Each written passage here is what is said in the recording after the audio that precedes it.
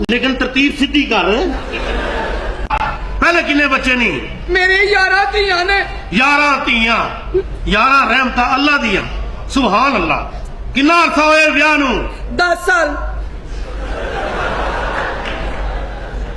10 साल ते 11 ਧੀਆਂ।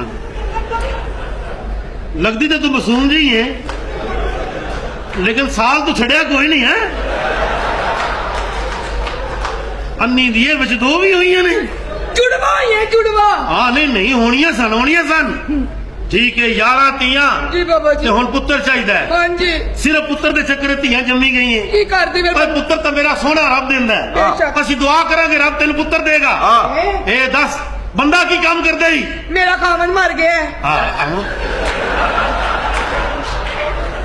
ते बेटा पुत्तर सोफे च होने। बाबा जो कहंदा हो जांदा, बाबा जो कहना हो जांदा। मैं जान नहीं दे, मैं बाबा कंजरा ਉਹਦਾ ਖਾਮਨ ਵੀ ਨਹੀਂ ਆਵੇ ਤੇ ਬਾਬਾ ਐਵੇਂ ਬਚਾ ਲੈਂਦਾ। ਮੈਂ ਐਡਾ ਸੈਸੀ ਬਾਬਾ नहीं तुसी कादे बाबा जी हो गए। मैं एडा पुत्र, मैं भावें बाबा हाँ लेकिन तरतीब सीधी कर। पहले किन्ने बच्चे नहीं? मेरे 11 ਧੀਆਂ ने।